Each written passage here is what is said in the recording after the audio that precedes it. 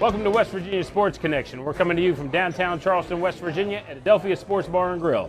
I am your host, Tracy Abdella, and I'm joined by my co-host, three-time NFL All-Pro for the Minnesota Vikings, Carl Lee. Carl, welcome, my man. We're back at it, man. We used to do this a long time ago, now we're back at it. Yeah, I might have had a little more hair there then. I don't know. You still look the same, though. Well, you look great. I'm sure my hair was all black. It's gone, and the beard is all gray. So, you know what? Let's get right to it. What a wacky weekend we had for football in West Virginia. I mean, you had the high school scene, you had Marshall, and then you had West Virginia, just to name a few. And Marshall, something that's near and dear to your heart, your alma mater. Man, they were sitting at 3-2. You know, they had some questions. They had lost the week before, and then all of a sudden, man, they just kind of rolled over Old Dominion. Well, let's just say this. Being an old school guy, what I know is football has to do with running the football. It's cute now that everybody throws the football, but when you got to have a win, when you're trying to win a championship, you run the football. Marshall had their back against the wall. They ran the football. If you run the football and you can run it effective, it's ball control, and typically you're going to win a football game. Do coaches go into it? It almost seems like when you're talking about football, it's that old, like you said, it's that old school mentality where, you know what, we got to punch him in the mouth. We got to run. If you will, Don Nehlen, you know, everybody complained about Don Nehlen because 3 yards in a cloud of dust, right? Yes. That kind of works, doesn't it? Well, again, you know, we look at football and we see teams throw the football. And we see him throw it effectively, but in championships, what you always hear is people talking about you got to control the ball. You know, you throw 3 passes and you're fourth down. Some kind of way you've got to get some kind of rhythm, and you want that running back. So I still think, as modern as throwing the football is, I think even the current coaches understand the importance of being able to control the football. You're up 14-7. And you got the ball. You don't want to just keep throwing the ball. You've got to find a way to run the football. And what we did see in both Marshall and WVU, where we seen teams run the football. The Marshall game, Marshall ran the football, they win the football game. WVU on the other side. You know, you're talking about an air raid offense. You're talking about a Holgorsen who loves to throw the football. You've got, to me, in my own mind, you've got Greer, who I think is a top NFL prospect. I agree. Throwing the ball 15 times. That's so weird. I mean, that's not what you're used to. First of all, it's not what you're used to out of a Holgorsen offense. It's certainly not what you're used to from seeing Will Greer. I mean, he's throwing the ball all over the place for the last 2 years, and then all of a sudden, not so much. Can't protect. I think 7 sacks. We have no idea how many just hits. I'm going to say that hits and sacks probably somewhere in the neighborhood of 15. That's your star quarterback. You can't lose him. So your options are what? Don't throw the football.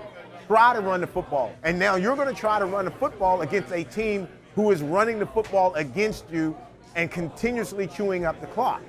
You're doing something that you're not comfortable doing, and you got an Iowa State who's got a big running back who's like, I dare you to tackle me. Okay? So that if I can get you out of your game, and Iowa State got WVU out of their football game and got them out of their conference zone.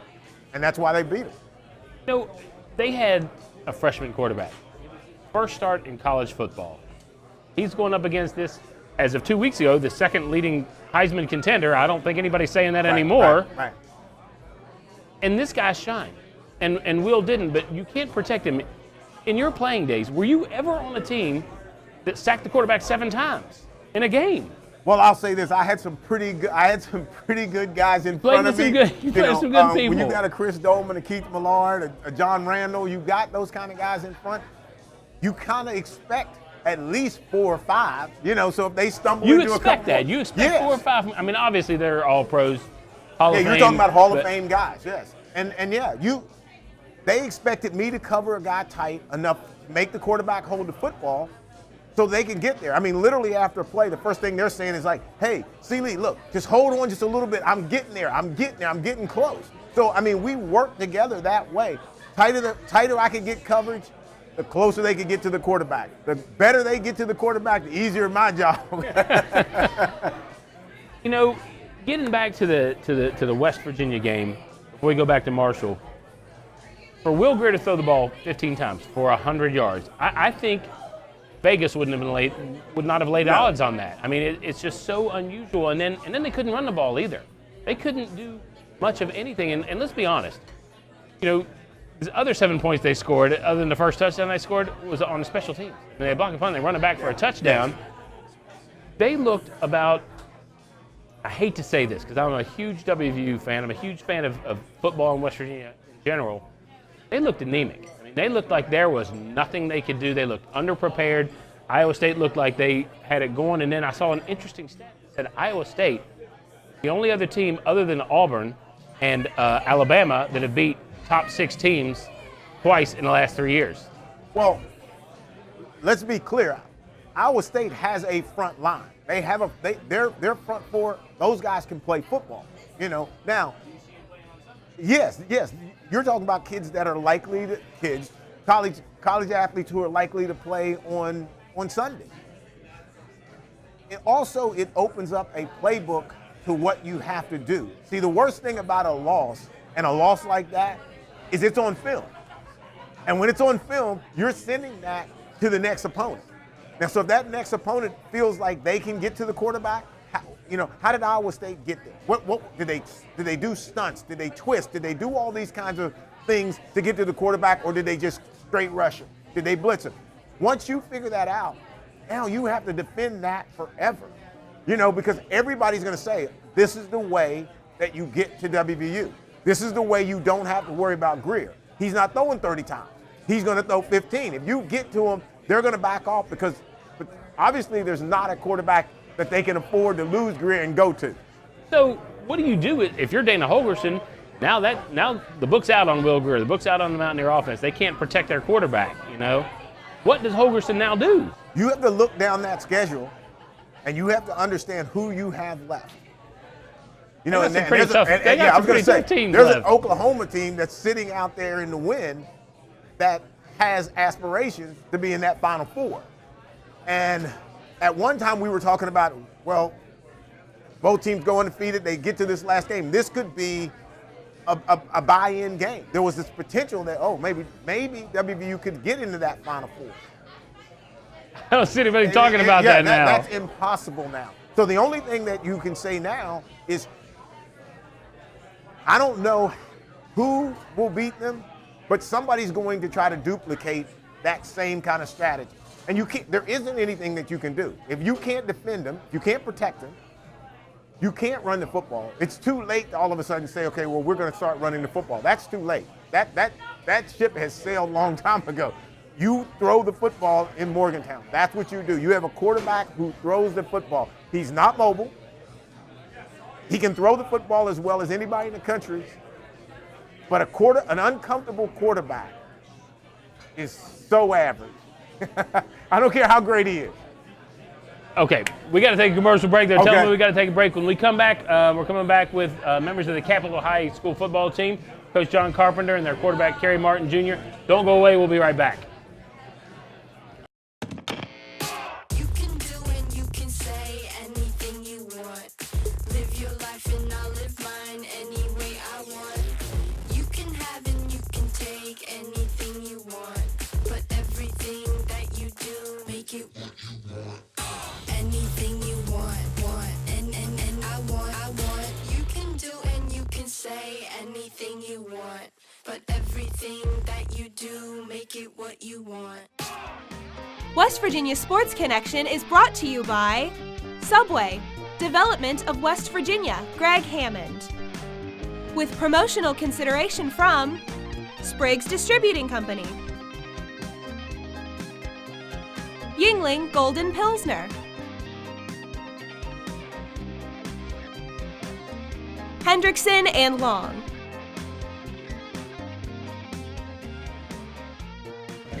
Hey, welcome back to West Virginia Sports Connection.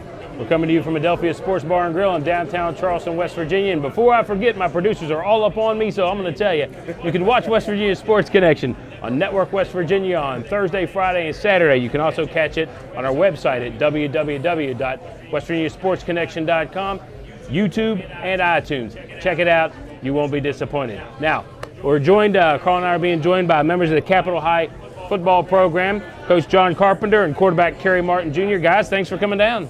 Thanks for having us. Listen, I want to get started on your last two games, kind of the biggest two games of the year so far, right? So I was at the Spring Valley game, and I was running a little bit behind. I got there a little bit during the second quarter. You guys were up 7-0, right?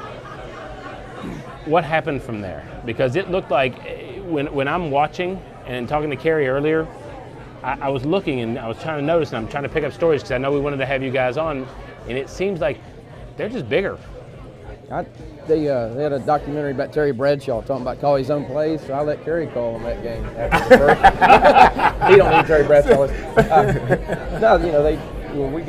We got hot that first drive. We're just we're developmentally delayed. We missed 9 practices in August. I know everybody's tired of me crying about it, but if you want to know why we weren't crisp, we missed 9 practices in August, and we missed. We've had 9 others cut to less than 50 minutes in September, and I think I go to him every. I don't think I've ever badmouthed him or cussed him when he misses a handoff or something. But every time we snap the ball, he has to make a decision. We just don't turn around and toss it. We don't run the wing tee. So, it's hard. And even as good as him, you have to have reps at that. It just don't happen. And I think that's that kind of caught up with us that night, in my opinion. Well, you kind of brought that up, and I was going to get to it in the second segment, but since you did, I want to bring it up. You've been very open about practice time. So, is there no way around that? What is causing this lack of practice time? I kind of know, but I don't know if our public knows, and I would like for you to expound on it. It's just, I don't know. I'm not a good person to ask. I'm from Cabin Creek. I thought when that girl didn't give that seat up in Alabama, the world changed. And I'm telling you, it's the most heartbreaking thing I've ever seen. We're not asking for a car for the coach. We're asking for kids to have a chance to practice. Nobody's ever given an explanation other than the one I know. Well, let me ask you this: when you say only the one that I know, what is? You really want me to tell you? I really do. Well, we're on the wrong side of the tracks. As Mr. Giles used to tell me. He told me after. I'm gonna get mad. Yeah. Break this coffee cup. Okay. Well, let me. You know what it is. Well, it's just unfortunate. Let me kind of help. Let me jump in and there's a lot of opportunities for student athletes as a whole if they happen to be in the right place, because there's money there. So there's boosters, there's all of these kinds of things that are there. And so there's opportunities for that. And I think there's the other side, as Coach was talking about, where it is challenging sometimes because the makeup of your parents don't look or have the ability to do some of the things. And so essentially what you're saying is you're not getting the same opportunities as most teams or most schools have. Yeah, and it doesn't come from parents. It comes from comes from the school board. I think yes. everybody ought to be afforded an opportunity to practice. Right. We're not talking about money. The money. You've been around it. The money you get is what you can make. Yes. And there's 2 ways to make money. It doesn't matter if you're at Texas or if you're at Capitol High School. You either sell a corn dog or you sell a ticket. Yeah. And we get 25% of what we can make on a corn dog. Band actually gets that. And then, so we pay to rent a facility. Kanawha County Schools owns Lately Field. University of Charleston doesn't. And to me, it's a lack of respect, I guess. I guess if I use the right words, everybody thinks, what the hell's this boy from Cabin Creek talking about? He don't know anything about that. But I know, and that's the most. I was asking you, I absolutely hate being the head coach a big part of the time, because I've been introduced to a part of the world I didn't think existed. And I don't know. I don't have another answer for that. All right, well, knowing what you know now, how do you get around that with your kids? Because your kids, they're looking to you, man. They're like... The hard part is those kids don't even know. It's like, and that's what the heartbreaking thing is, and that's what I keep telling them all the time, and I tell him especially, is they don't, it's no big deal to them. They, I guess that's part of life that they're just accustomed to. You know, the bad thing is, though, is when you're not afforded opportunities, and, you know, and I think Spring Valley's a great team. They're big, you know what I mean? They're great, you know, but I think our kids know, you know, and now it's hard to go in that locker room because all those kids have bought in. You know, I think since he's been there, we've lost some games that you know, that we beat ourselves. And I think now you got all these kids, they've done everything you've asked them to do. Coach, we're working hard, we're doing all these things, but you go out there and they know that, you know, oh man, we're not executing this play, and we've run it 100 times last year and we were really good at it. So it's like being rats on a sinking ship, you know what I mean? When the frustration builds, and it's hard not to turn on yourself. Does that make sense? You know, and somebody's got to take the blame, and it's going to be me or him. Well, I want to get your perspective on this because you might be too young for this, but Allen Iverson was famous for saying, man, we're talking about practice, right? Everybody knows that. How do you feel about practice? I mean, do you miss not having, I mean, Coach said, you know, you just know what you know because that's what you've had in terms of practice time. Do you want more practice time? Definitely, you know, Don't be afraid to answer helps. just because he's sitting here.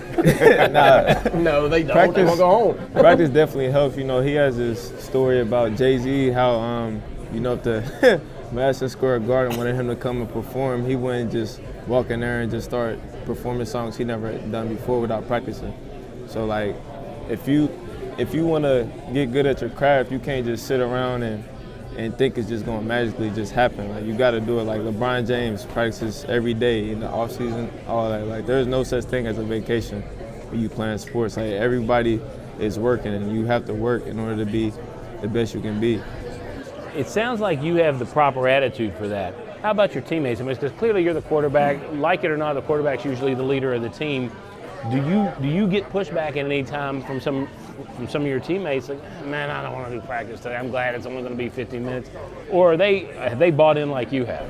I mean, really, nobody wants to practice. Everybody's body hurt right now. But we know we have to, you know, in order to be a successful team and be able to win the state championship, be able to beat the teams like Spring Valley, Martinsburg, those type teams, those type caliber teams where they're just like us. And, you know, we have to capitalize on each other's mistakes in order to win the game. So everybody's body's hurting now, right?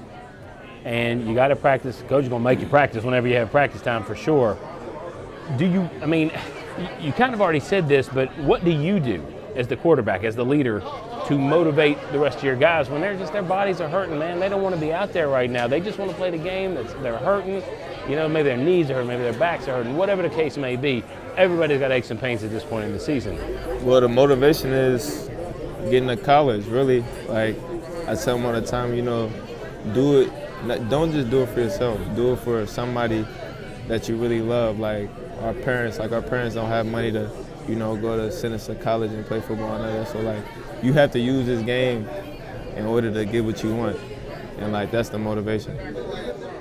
Kerry, here, you bring You know up what, college. Paul, I'm sorry I got to interrupt you. Oh, They're you're giving us gonna another kill commercial break. You come right back with that because I want to hear what All your right. perspective is on that. We're going to take a commercial break. Don't go away. We'll be right back. You can do and you can say anything you want. Live your life and I'll live mine any way I want. You can have and you can take anything you want. But everything that you do, make it what you want. Anything you want. And I want. You can do and you can say anything you want. But everything that you do, make it what you want. West Virginia Sports Connection is brought to you by Subway, Development of West Virginia, Greg Hammond. With promotional consideration from Spriggs Distributing Company, Yingling Golden Pilsner, Hendrickson and Long.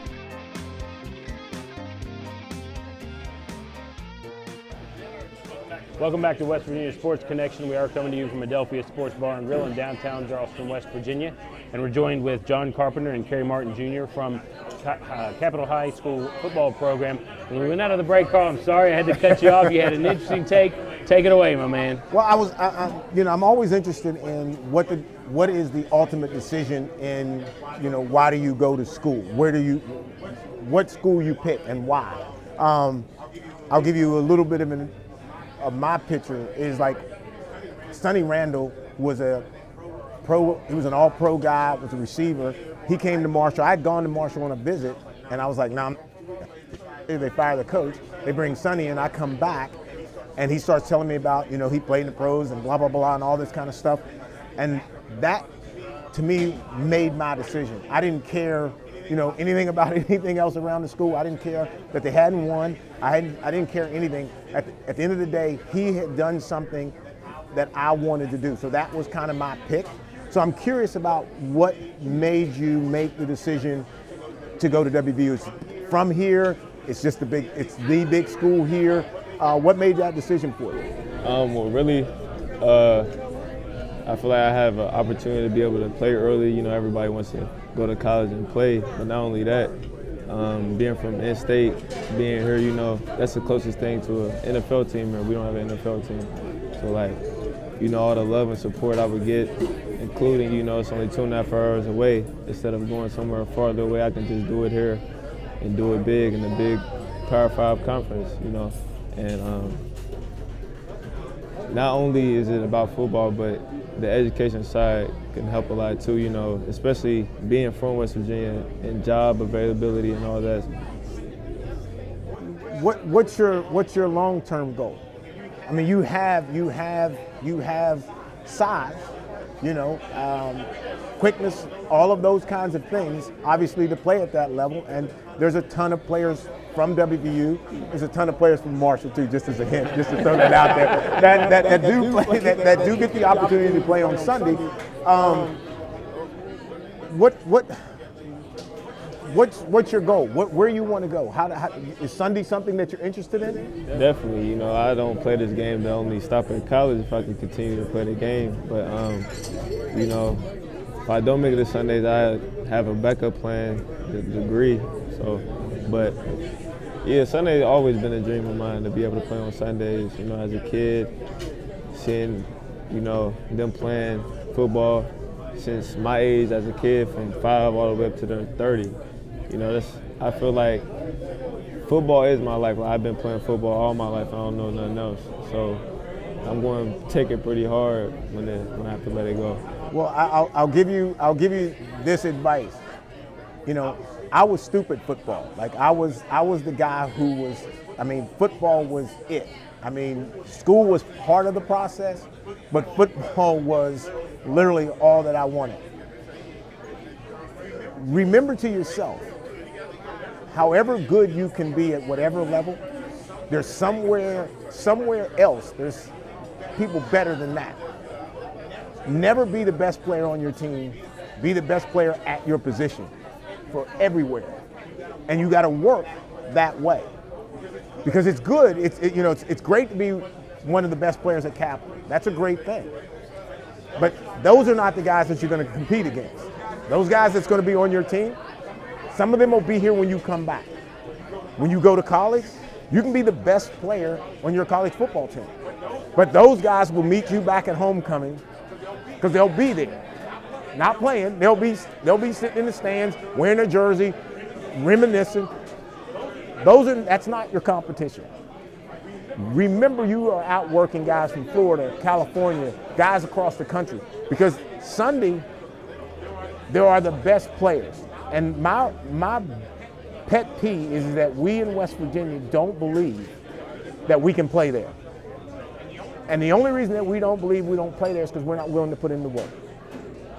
So I would strongly encourage you, put in the work. That's not just practice. That's your own work. That's 5:45 in the morning, and going to get it. And no one else is out there with you, you're just going to get it. It's like studying a test. You got a final, you sit in your room, you stay up all night, you crash that test. Football's the same thing. Believe in yourself. If that's what you want, it's doable. It's doable. And Kerry, I want you to understand this. You're a little too young to remember. I watched this guy play. He's a 3-time All-Pro. His team, the Minnesota Vikings, were very good. They were so close to Super Bowl. We won't get into that Herschel Walker trade because we talked about that in years past. But, this is a guy who is from where you're from. And he made it all the way. He made it all the way. When you Somewhere worse than you're from. He's from South Charleston. Oh, he's from South Charleston. I'm a South Charleston guy. When you hear that from a guy like Carl, I mean, does that inspire you? What does it do for you? You know, it inspires me definitely because he's from here, like you said. Definitely gives kids like me hope to be able to, you know, exceed and go on and play college, pro, you know, come back and share my knowledge with the younger kids that watch me play like he's doing to me now. You know, you had several offers, right? What is it about WVU that you feel gives you the best chance to play on Sundays?